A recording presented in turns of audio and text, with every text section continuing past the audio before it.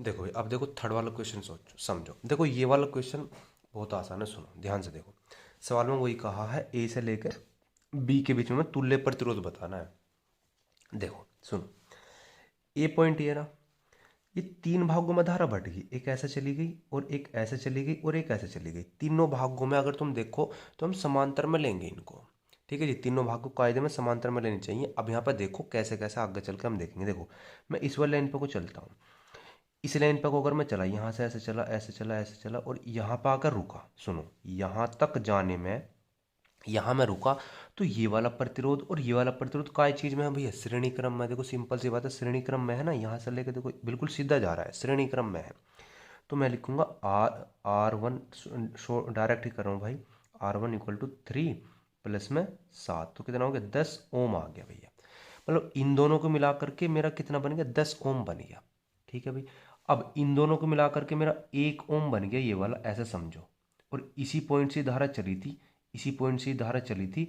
और ये दूसरे वाला भाग अब देख लो, ये पहले ये इन दोनों को मिला करके एक प्रतिरोध बन गया मेरा, और ये दूसरे भाग में कोई धारा गई है, इसमें भी एक प्रतिरोध है। तो अब दोनों काय चीज में है भैया? समांतर क्रम में है। सिंपल सी बात है। तो R2 कैसे निकाल लेंगे? 1 में R2 इक्वल टू 10, तो इससे निकाल लिया जो इन दोनों से मिला करके 10 बना था ये वाला, और जी 10 इसमें दूसरे वाली लाइन से दिया हुआ है।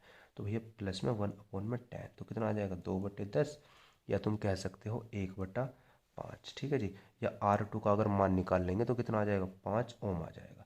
ठीक है, R2 का मान कितना आ गया? 5 ओम आ गया। चलो जी, मेरा ये सोल्व हो गया, ये भी मैंने सोल्व कर दिया आपस में मिला करके। अब सुनो, यहाँ से देखो, अब इन दो, इस वाली लाइन को और इस लाइन को मिला करके मैंने फिर से एक लाइन बना ली, एक लाइन बना ली। मतलब कि यहाँ से ऐसे करके ऐसे धारा आ रही है, वापस से एक लाइन बना ली। एज्यूम करो कि मैंने इन दोनों को पहले एक लाइन बनाई, फिर इन दोनों से जो एक लाइन बनी थी ये वाली, इन दोनों को मिलाकर मैंने एक लाइन बनाई। अब ये जो आ रही है धारा, जो एक लाइन बनी है, यहाँ से ऐसे करके ऐसे घूम कर आ रही है। तो तुम ध्यान देखो, ये श्रेणी क्रम में है। मतलब कि इन दोनों को मिला के कितने बना था मेरा? 5 ओम बना था। मतलब 5 ओम और ये 10 ओम काय में है? श्रेणी क्रम में। तो R3 इक्वल टू 5 प्लस में 10, तो कितना हो गया भैया? 15 ओम हो गया। ठीक है, अब थोड़ा ध्यान से समझो। अब इन दोनों को मिलाकर मेरी एक लाइन बन गई, इन दोनों को मिलाकर मेरी कितनी बन गई? 15 ओम की एक लाइन बन गई। अब ये वाली तीसरी जो लाइन है, तीसरी देखो, वो जो मेरी 15 ओम की लाइन बनी है वो भी तो मेरी इससे ही निकल, इस ए पॉइंट से निकल कर गई थी।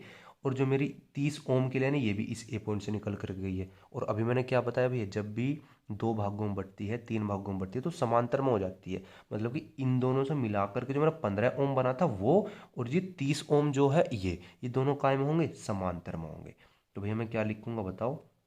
मैं लिखूंगा R1/R4 इक्वल टू 1/15 और प्लस में 1/30।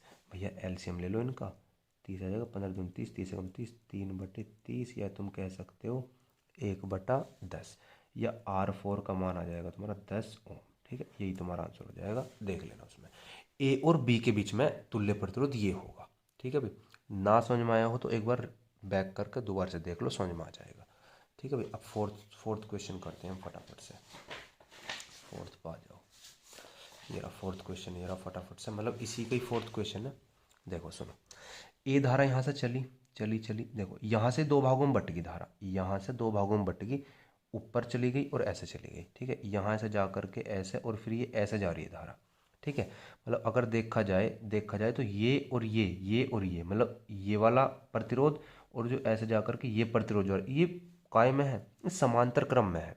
चलो आगे चलते हैं, फिर थोड़ा इस पॉइंट पर आकर के फिर से दो भागों में बट गई, फिर दो भागों में बट गई। देखो यहाँ से ऐसे देखा जाए, ये तो आगे है, और फिर ये वाला प्रतिरोध देखा जाए तो ये दोनों आपस में क्या है? फिर वापस समांतर क्रम में है। अगर देखा जाए तो तीनों के तीनों क्या है? आपस में समांतर क्रम में है। तो नॉर्मली तो सिंपल बन जाएगा तुम्हारा, क्या बन जाएगा? 1/3, 1/3, 1/3, तो 3 प्लस में 3 कितना आ जाएगा? 1, तो R बराबर कितना आ जाएगा? 1 ओम आंसर। ठीक है भाई, चलो अब नेक्स्ट क्वेश्चन पा जाओ फटाफट से।